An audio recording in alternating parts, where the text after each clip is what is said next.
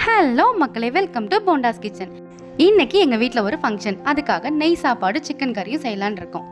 நெய் சாப்பாடு செய்யறதுக்கு ஒரு பாத்திரத்தில் 100 ml நெய்யும் தேங்காய் ஆயில் சேர்த்து 1/4 லிட்டர் சேர்த்துருக்கேன்.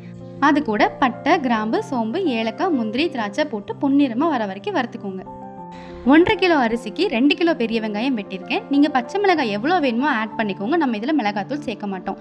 நல்லா வதங்கினதுக்கு அப்புறமா புதினா ஒரு கட்டு, மல்லித்தலை ஒரு கட்டு நல்லா க்ளீன் பண்ணி அதில் சேர்த்துக்கோங்க.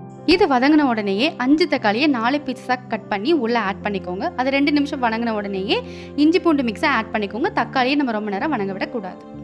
அடுத்ததாக என்ன பண்ண போகிறோம் அப்படின்னா தேங்காய் பால் ஆட் பண்ண போகிறோம். தேங்காய் பால் சேர்க்காம கூட நம்ம நெய் சாப்பாடு செய்யலாம். ஆனால் தேங்காய் பால் ஆட் பண்ணோம் அப்படின்னா டேஸ்ட் இன்னும் ரொம்ப தூக்கலாக இருக்கும். நம்ம இந்த தேங்காய் பாலை என்ன பேசிஸில் ஆட் பண்ண போகிறோம் அப்படின்னா 1.5 கிளாஸ் அரிசிக்கு 12 கிளாஸ் தண்ணி ஊற்றுவோம். நமக்கு எவ்வளோ தேங்காய் பால் கிடைக்குதோ அது போக நம்ம தண்ணியை எக்ஸ்ட்ராவாக ஆட் பண்ணிக்கலாம். எனக்கு மொத்தம் 3 தேங்காயிலேயே 3 கிளாஸ் தேங்காய் பால் தான் கிடைச்சது. அது போக 9 கிளாஸ் தண்ணி தான் ஊற்றிருக்கேன். உங்களுக்கு ஒரு வேளை தேங்காய் பால் அதிகமாக வேணும் அப்படின்னா நீங்கள் தேங்காயை எக்ஸ்ட்ராவாக ஆட் பண்ணிக்கோங்க. நீங்கள் இதுக்கு முன்னாடி இந்த மாதிரி நெய் சாப்பாடு செஞ்சுருக்கீங்க அப்படின்னா எனக்கு கமெண்ட்டில் சொல்லுங்கள்.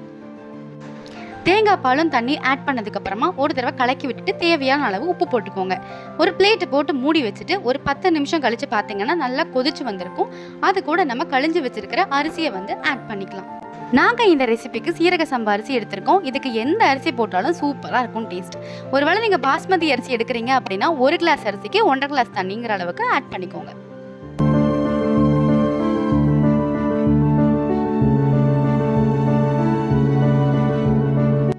அரிசியை போட்டதுக்கு அப்புறமா ஒரு தடவை டேஸ்ட் பார்த்துக்கோங்க. உப்பு ஒரு வேளை தேவைப்பட்டுச்சு அப்படின்னா போட்டுட்டு நல்லா கிண்டி விட்டுட்டு பிளேட் போட்டு மூடிடுங்க. சாப்பாடு ஒரு 3/4 வேக்காடு வெந்து வந்ததுக்கு அப்புறமா நம்ம தம் போட்டுக்கலாம். இது எதுக்காக அப்படின்னா சாப்பாடு குழையாம வரதுக்காக. நெய் சாப்பாடு குழஞ்சிச்சு அப்படின்னா சுத்தமாக நல்லா இருக்காது. வீட்லயே தம் போடுறது ரொம்ப ஈஸி தான். எப்படின்னா வீட்டில் இருக்கிற தோசைக்கல்ல முதல்ல அடுப்பு மேலே வச்சுட்டு சிம் பண்ணிக்கோங்க. அதுக்கு மேலே நம்ம சாப்பாடு பாத்திரத்தை வச்சு அதை க்ளோஸ் பண்ணிட்டு வெயிட்டான பாத்திரத்தை மேலே வச்சுட்டு ஒரு 10 நிமிஷம் கழிச்சு ஓப்பன் பண்ணிங்கன்னா சுவையான நெய் சாப்பாடு ரெடி.